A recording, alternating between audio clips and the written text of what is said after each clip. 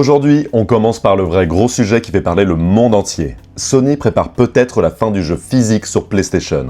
Et dit comme ça ressemble à une actu gaming de plus, une décision industrielle, un truc de constructeur. Mais en réalité, c'est beaucoup plus gros que ça. Parce que si PlayStation arrête vraiment les disques à partir de 2028, ce n'est pas juste la fin des boîtes bleues dans les rayons, c'est la fin d'une manière d'acheter, de prêter, de revendre, de collectionner. En gros, la fin d'un vieux pacte entre les joueurs et leurs jeux. Et ce n'est pas la seule actu qui sent le changement brutal en ce moment. Xbox traverse une restructuration énorme, Supergirl passe les 100 millions de dollars au box-office mais avec une chute qui fait franchement mal, Nintendo prépare une Switch 2 européenne un peu plus lourde mais un peu plus réparable, Fallout saison 3 est déjà en production, Jojo revient enfin sur Netflix et Avatar Aang débarque sur Paramount Plus avec une fuite assez lunaire. Bref, cinéma, séries, animés, jeux vidéo, on fait le récap de la pop culture. On commence donc avec Sony, et franchement c'est l'actu la plus importante de la semaine, voire de l'année. Dans un tweet daté du 1er juillet 2026, Sony a annoncé l'arrêt de la production des disques pour les jeux PlayStation à partir du 1er janvier 2028. Si ça va au bout, c'est énorme. On parle d'un changement de modèle total. Évidemment, le disque, ce n'est pas seulement un objet, c'est tout un écosystème. Tu peux acheter d'occasion, revendre, prêter à un pote, garder ton jeu sur une étagère, le ressortir 10 ans plus tard, le collectionner, le posséder bien sûr. Mais avec le dématérialisé, c'est beaucoup plus flou. Tu achètes un jeu, mais en réalité, tu achètes surtout un accès, une licence, un droit d'utilisation. Et ce droit dépend des partenaires, des conditions générales, des serveurs, des contrats et des décisions prises très loin de toi. On croit souvent posséder un jeu, mais en fait on ne le possède pas vraiment. Et c'est ça qui inquiète. Si demain PlayStation devient presque entièrement dématérialisé, qu'est-ce qui empêche Sony de contrôler encore plus fortement les prix ? Qu'est-ce qui reste du marché de l'occasion? Qu'est-ce qui arrive aux boutiques physiques? Et surtout, qu'est-ce qui garantit que tes achats seront encore accessibles dans 15 ou 20 ans? Le plus fou dans tout ça, c'est que les jeux dématérialisés coûtent souvent aussi cher que les jeux physiques. Parfois même plus cher, alors qu'il n'y a pas de disque, pas de boîte, pas de transport, pas de stock magasin. Et là forcément les joueurs se disent « Attendez, on perd des libertés, mais on ne gagne même pas un meilleur prix ?» Forcément c'est difficile à vendre. Juridiquement, ce n'est pas forcément illégal, une entreprise peut choisir son modèle, mais si Sony abuse de sa position dominante, là, l'Europe peut avoir son mot à dire. Le Digital Markets Act, le droit de la concurrence, les associations de consommateurs, la DGCCRF, il existe des garde-fous. Mais le problème, c'est que pour l'instant, on est encore dans l'anticipation.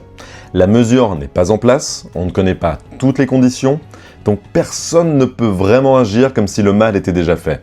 Et ça rend la situation encore plus frustrante. Parce qu'on voit le mur arriver, mais on nous dit « on verra quand on sera dedans ». Ce qui peut jouer, en revanche, c'est la pression populaire. Les joueurs, les médias, les créateurs, les associations et même certains politiques, si la colère est suffisamment forte, Sony peut être obligé d'adoucir sa copie. Baisser les prix du démat, ouvrir plus largement à la distribution, garantir un accès plus solide aux jeux achetés, voire même trouver une forme de prêt numérique. Évidemment, on peut rêver, mais la question est posée. Mais il faudra au minimum quelque chose. Parce que vendre le futur du jeu vidéo en disant « vous aurez moins de droits, moins de contrôle, mais ne vous inquiétez pas, c'est pratique », ça risque de coincer auprès des joueurs. Et franchement, le jeu vidéo a déjà assez de problèmes d'accessibilité comme ça. Les consoles sont chères, les jeux sont chers, les abonnements s'empilent, le stockage devient un enfer. Si en plus on enlève la propriété physique, il ne faut pas s'étonner que les joueurs commencent à se demander pour qui cette industrie travaille vraiment. Et pendant que Sony prépare peut-être son grand virage dématérialisé, Xbox de son côté vit une crise beaucoup plus immédiate. Xbox traverse l'une des plus grosses restructurations de son histoire. 3200 licenciements annoncés sur l'exercice financier, 1600 postes supprimés immédiatement et 4 studios qui quittent Xbox ou passent sous une nouvelle direction. C'est massif.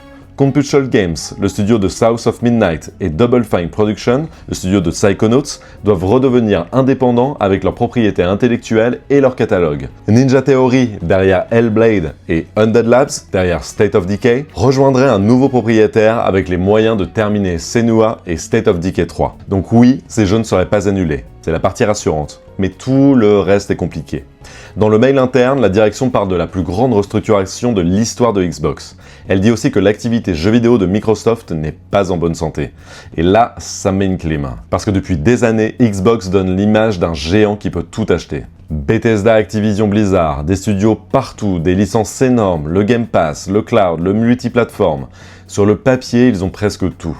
Et pourtant, la marque donne encore cette impression bizarre de courir après son propre modèle. Xbox veut être une console, mais aussi un service, mais aussi un éditeur, mais aussi une plateforme partout, mais aussi le Netflix du jeu vidéo, mais aussi un écosystème, mais aussi... et on ne sait plus rien du tout. Et c'est peut-être ça le problème de Xbox. À force de vouloir être partout, la marque a parfois l'air de ne plus savoir où est son centre. La restructuration veut simplifier l'organisation, réduire les niveaux hiérarchiques, baisser les coûts, recentrer les investissements. Ok, très bien. Sur le papier, ça se comprend. Mais derrière les mots corporate, il y a des gens qui perdent leur boulot, des studios qui changent de main, des projets qui deviennent flous et des joueurs qui se demandent encore « Est-ce que Xbox a un cap clair ?» Parce que le Game Pass, c'est génial pour consommateurs, mais est-ce que c'est viable à long terme pour produire des jeux énormes, chers, ambitieux, avec des cycles de développement interminables? C'est la question que toute l'industrie regarde, même si tout le monde fait semblant de ne pas trop la poser. Et cette crise Xbox, elle raconte un truc plus grand. Le jeu vidéo n'a jamais été aussi populaire, mais il n'a jamais semblé aussi fragile économiquement. On vend du rêve aux joueurs, des mondes ouverts, des promesses, des trailers, des conférences, et derrière, les studios se font découper. À un moment, il va falloir arrêter de dire que tout va bien. Et pendant que le jeu vidéo se demande ce qu'il veut devenir, côté cinéma, DC vient déjà de prendre son premier vrai avertissement. Le film Supergirl vient de dépasser les 100 millions de dollars au box-office mondial. Sur le papier, on peut se dire, 100 millions de dollars, ça va, ce n'est pas ridicule. Sauf que si, enfin, pas ridicule, mais inquiétant. Parce que Supergirl a passé cette barre de justesse après un deuxième week-end vraiment violent. Aux États-Unis, le film ne fait que 9,6 millions de dollars. À l'international, 9,4 millions. Et surtout, une chute de 74% par rapport à son premier week-end américain. 74%. On n'est pas sur un petit essoufflement. On est sur les gens sont venus au début, puis tout le monde a quitté la salle. Et le problème, c'est que ce genre de chute, on l'a déjà vu sur des films comme Morbius, The Flash, The Marvels ou Joker Folie à 2. Pas exactement les exemples que Warner veut afficher dans les salles de réunion. Le film avait déjà démarré doucement avec 68 millions de dollars dans le monde pour son premier week-end, et quand on sait qu'il aurait coûté environ 170 millions de dollars à produire, plus quelque chose comme 120 millions de marketing, on comprend assez vite le malaise. En gros, pour que Warner respire, il fallait viser très haut. Là, Supergirl a à peine au-dessus de 100 millions et il donne déjà l'impression d'être en fin de course. Et le vrai sujet, ce n'est même pas juste Supergirl. Le vrai sujet, c'est le DCU. Parce que ce film arrive juste après Superman. C'est censé être le grand début du nouveau grand plan de James Gunn et Peter Safran.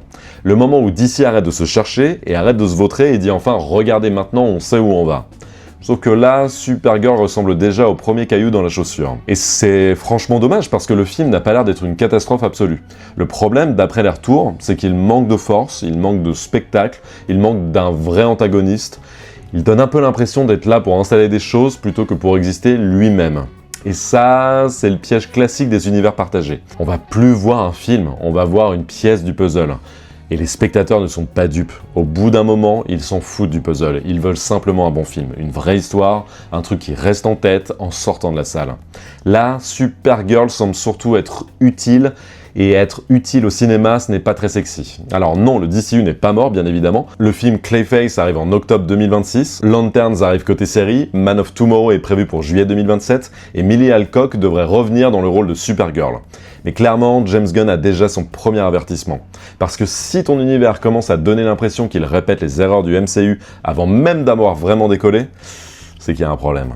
Après Sony, Xbox et DC, on a presque besoin d'une bonne nouvelle. Et bizarrement, elle vient de Nintendo. Enfin, d'une réglementation européenne qui force Nintendo à faire un truc intelligent. Nintendo va sortir une nouvelle version de la Switch 2 en Europe cet automne. Alors non, ce n'est pas la Switch 2 Pro, ce n'est pas une nouvelle console avec un écran magique, 8K, café intégré et Mario qui sort de la manette, non, c'est beaucoup plus simple. Une Switch 2 avec une batterie remplaçable par l'utilisateur. Et honnêtement, c'est une excellente nouvelle. Pourquoi ? Parce que l'Union européenne pousse les constructeurs à rendre les batteries plus faciles à remplacer. L'idée, c'est d'allonger la durée de vie des appareils et d'éviter ce réflexe débile qu'on a depuis des années. Un composant fatigue, on le remplace tout de suite avec un nouveau produit. Nintendo va donc modifier progressivement plusieurs produits en Europe, les Joy-Con de la première Switch, la Switch 2, les Joy-Con 2 vendus séparément, la manette Pro Switch 2 et même certaines manettes rétro. La Switch 2 européenne modifiée sera donc un tout petit peu plus lourde. Avec les Joy-Con attachés, elle passe de 534 à 548 grammes, donc oui, elle prend 14 grammes, mais ce qui compte, ce n'est pas le poids, c'est le symbole. Parce que ces dernières années, la tech a eu une fâcheuse obsession, rendre les objets beaux, fins, fermé et verrouillé. Et si ça casse, tant pis, tu rachètes, tu renvoies, tu payes, tu attends. Là, on revient à une idée presque normale. Si j'achète un appareil, je devrais pouvoir changer sa batterie. Et pour Nintendo, c'est encore plus intéressant, parce que la Switch 1 a traîné le problème du Joy-Con Drift pendant des années. Donc voir Nintendo obligé d'aller vers plus de réparabilité, ce n'est pas rien. Après, il reste une question. Combien vont coûter les kits de remplacement ? Parce que si la batterie remplaçable coûte le prix d'un rein ou d'un jeu Nintendo qui ne baisse jamais, forcément on va rire jaune. Mais sur le principe, c'est très positif. Et ça montre surtout que quand l'Europe met un peu de pression, les géants de la tech peuvent soudainement se rappeler que les consommateurs existent. On quitte un peu les consoles pour une actu plus réjouissante. Enfin, réjouissante si vous aimez les ghouls, les bunkers et les fins du monde. Fallout saison 3 est officiellement en production. Walton Goggins, qui joue la Ghoul, a confirmé son retour sur Instagram avec un message très clair, de retour en selle, Fallout saison 3. Et franchement, c'est un bon signal, parce que dans le streaming, quand une série repart vite en production, ça veut dire que la plateforme y croit. Et Prime Video croit clairement en Fallout. La série a réussi ce que beaucoup d'adaptations de jeux vidéo ont raté pendant des années, parler aux fans sans exclure les nouveaux venus. Elle a l'univers, le ton, l'humour noir, la violence, les décors, les détails pour les joueurs, mais elle ne ressemble pas à une checklist de références. Et la Ghoul est clairement devenue l'un des personnages les plus marquants. Brutal, drôle, inquiétant et aussi très triste. Le genre de personnage qui donne envie de continuer même quand l'intrigue principale prend son temps. Pour l'instant, on n'a pas de date de sortie pour la saison 3, mais le lancement rapide du tournage montre qu'Amazon veut éviter les pauses interminables entre les saisons, comme on peut l'avoir sur certaines séries Netflix. Et plus largement, Fallout confirme un truc, les adaptations de jeux vidéo ont changé de statut. Avant, quand on annonçait une adaptation, tout le monde avait un peu peur. Maintenant, après The Last of Us, Arcane, Cyberpunk, Edge Runners ou Fallout, on se dit peut-être que ça peut être excellent. Pas toujours, il ne faut pas rêver, mais au moins ce n'est pas automatiquement une catastrophe. Et côté animé, il y a une communauté qui peut enfin arrêter de hurler sur Netflix pendant 5 minutes. Enfin, peut-être. JoJo's Bizarre Adventure Steel Ball Run revient sur Netflix le 25 septembre. Et cette fois, pas juste un épisode lâché au milieu de nulle part avant 6 mois de silence radio. Non, là on parle de 11 épisodes, diffusés chaque semaine le vendredi. Et ça change tout, parce que Netflix avait lancé Steel Ball Run avec un long premier épisode, très bon épisode d'après les fans, mais ensuite, plus rien. Forcément, la communauté a explosé. Et pour JoJo, c'est encore plus sensible. Steel Ball Run, ce n'est pas un arc anecdotique, c'est l'un des plus aimés. Un vrai renouveau pour la saga, avec cette course complètement folle à travers les États-Unis. Donc voir Netflix revenir à un format hebdomadaire, c'est plutôt intelligent. JoJo, ce n'est pas juste une série qu'on consomme, c'est une machine à réaction, à théorie, à mème, à débat absurde, en tout cas ça fait parler sur internet. Le format semaine par semaine permet à la communauté de vivre l'épisode, de le digérer, de s'énerver, de repartir, en gros exactement ce qu'il fallait faire depuis le début. Est-ce que ça va suffire à calmer les fans ? On verra. Avec JoJo, rien n'est jamais vraiment calme. Mais au moins, cette fois, on a une date, un nombre d'épisodes et un vrai rythme. Et c'est déjà très très bien. On passe à la dernière actu, Avatar Aang revient, et son arrivée a un petit goût de panique industrielle. Avatar Aang, le dernier maître de l'air, arrive sur Paramount+ le 25 juillet. Le film d'animation remet en scène Aang et ses amis dans une nouvelle aventure autour d'un pouvoir ancestral capable de sauver sa culture de l'extinction.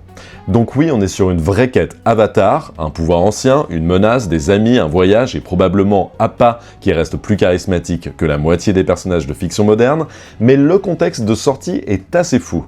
Le film aurait fuité en ligne quelques mois avant sa sortie, vu par des millions de personnes. Et à cause de ça, Paramount aurait abandonné la sortie cinéma prévue pour octobre pour passer directement par Paramount+. Et c'est assez révélateur de l'époque. Aujourd'hui, une fuite peut modifier toute la stratégie d'un studio. Un leak peut tuer une sortie cinéma, une plateforme peut devenir un plan B en urgence. Tout va très vite et parfois trop vite. Pour les fans, l'important c'est surtout qu'Aang revient dans un film animé qui semble parler directement aux amoureux de la série originale. Et ça, c'est malin. Parce que malgré les adaptations, les reboots, les versions live-action, le cœur d'Avatar reste là. L'animation, les personnages, l'aventure, l'équilibre entre humour, émotion et mythologie, si le film retrouve ça, il peut faire très plaisir. Mais son parcours rappelle aussi une chose. Aujourd'hui, même les grosses licences ne contrôlent plus totalement leur calendrier. Internet peut tout faire dérailler. Donc voilà ce qu'il fallait retenir cette semaine dans la pop culture. N'hésitez pas à me dire en commentaire l'actu qui vous le choque le plus, le fait que Sony enterre le physique ou Xbox qui part en grand reset, et surtout, est-ce que vous êtes prêt à acheter des jeux que vous ne possédez plus vraiment ? Abonnez-vous pour le plus de Abonnez-vous pour plus de récaps pop culture, cinéma, séries, animés et jeux vidéo. Et on se retrouve très vite pour un nouveau tour de l'actu pop culture. Salut à tous!